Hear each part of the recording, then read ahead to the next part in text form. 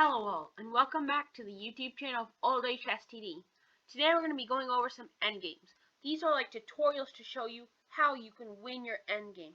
So let's say you're winning in the middle game, and then you trade down into the endgame, and then you have a queen and a rook versus a queen and a rook and a king versus the opponent's king. Or let's say you have a rook and such. Those are the type of endgames we're going to cover. I'm going to show you easy methods so that you can checkmate your opponent. If you haven't already, make sure to check the queen and queen, because that one is a really easy one which you need to know. Okay, anyways, thank you so much for the support, guys. We got 100 subscribers. We're going to keep moving, keep gaining. And I'll keep posting this educational content for y'all. Okay, so with all that done, make sure to subscribe, turn on post notifications, and let me know what I should do in the comment section below. Anyways, let's get straight into the video.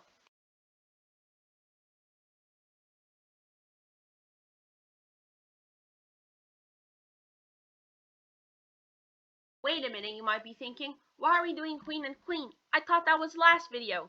Yes, it was last video, but here's an idea which you need to learn, and it's super cool and really easy with queen and queen. And I think this will benefit you very much. So let me get straight on with the idea. So when you have two queens, they're very powerful. They always guard each other no matter what, if they're in guarding range. Like, if it's a legal move, it's basically guarding. So what I mean by that is, let's say the king moves and the queen is here. This queen is guarding this queen, but also this queen is guarding this queen. They both work very well together. So we can use that idea for our benefit by, let's say, moving our queen here. Well, actually, after they move, we can move our queen here, right? And this is not to gain any file or rank or any of that stuff, but let's say they move here. Then we can just bring our queens next to each other no matter what. So now we got our queens in a diagonal position next to each other. So now all we can do is, after they move, we can just keep moving one by one. We can just keep moving our queens 2 squares up ahead. So now the king will have to come here. So now where do we move 2 squares up ahead? We moved this queen, since we moved this queen last time. And currently this queen is guarding the 3rd rank, so we have to move our other queen. So 2 squares up ahead is right here. Then the king moves. 2 squares up ahead is right here. And that's a wonderful and easy method to checkmating. So let's review that one more time. So we want to get our queens next to each other. But what happens if something like this? So, okay, we can play queen here, right? And then the king moves.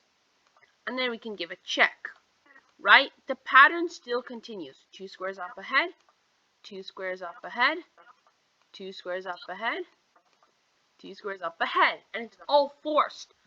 But let's say it's not in a diagonal position. So after here, let's say it's here, and then somehow you get a position like this. Now what do you do? Okay, so now let's say white moves here. We can just go very, very slowly. We can just get ourselves in a diagonal position. It does not matter which one. So let's say we want to move our C queen up. Now we have our diagonal position. So now when the king moves, we just keep moving 2 squares up ahead, 2 squares up ahead, and 2 squares up ahead, which is a checkmate. So guys, I hope you like this diagonal method where you move 2 squares up ahead, and I really hope it does benefit you. Okay, so now let's get on to queen and rook versus king, and then if we have time, let's get into rook and rook versus king.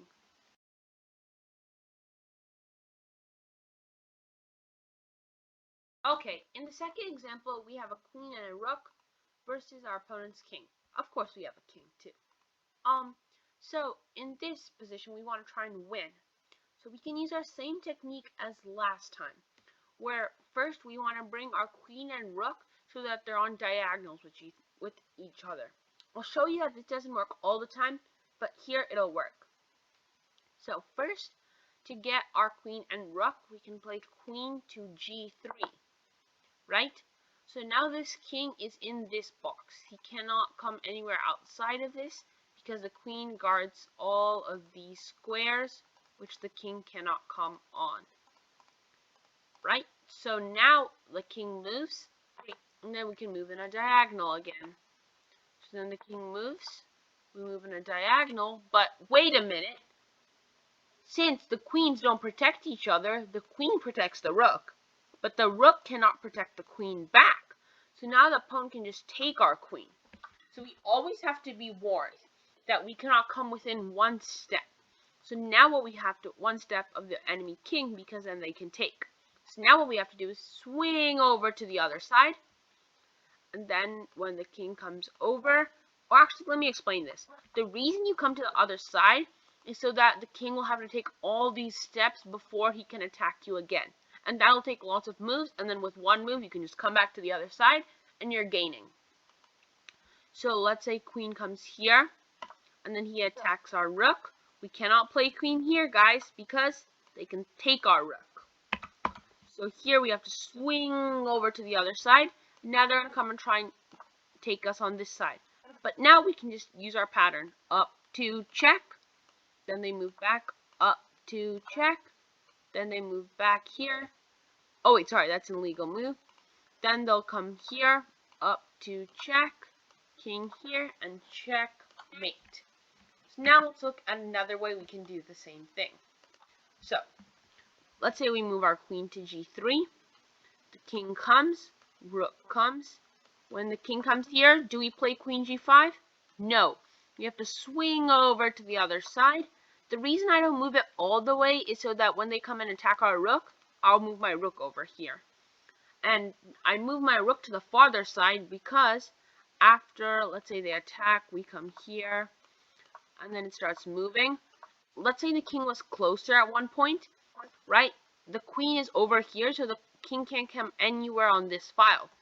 But if the rook was here instead of the queen and the queen was with the rook, then the king could come closer to us because the rook does not use the diagonals and it cannot attack with the diagonals. So now we've seen one example of this. We'll see another one in the next example.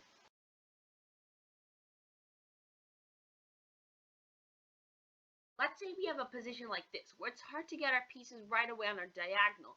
So that's an extra step for us to try and figure out how we can get it on a diagonal. Right? So when you're with the queen and a rook, or rook and rook, or queen and queen, you don't need to use your king. But later on, when you get into king and rook versus king, and king and queen versus king, then it gets very hard, and you need to bring your king in. So for now, we only have to use our queen and rook. So let's see how to do this. So, our first move, we can play something either like queen b6. So now they're not on diagonals yet, but they're on files next to each other, which is what we want. So then the king comes over, and then we move up. The reason we don't move up 2 is because they are not on a diagonal yet. But now that they're on a diagonal, we can start moving by 2. But if the king comes here and we move by 2, uh-oh, we just blundered our queen. It's still winnable, but it'll take more effort.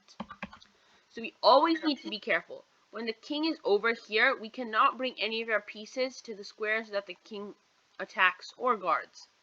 So now remember our idea. We need to swing over to the other side, and then they attack our rook.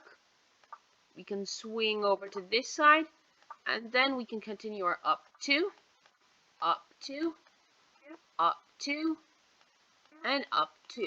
Checkmate. Now let's look at why and when you have to swing it over to the other side. So, for example, if the king is all the way back here on this square, then we can start moving our pieces and we don't need to worry about the king. So let's try and calculate this in our head. So if the king is over here, then we move our rook up.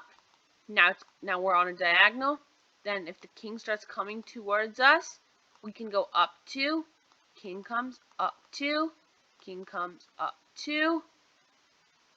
Up 2 to this square. King comes, and that's checkmate. Okay, so now I'll show you what I mean by that.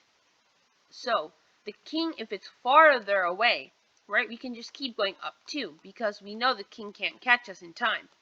But if the king is closer to us, we have to be careful, because if the king comes somewhere here, it's guarding the square.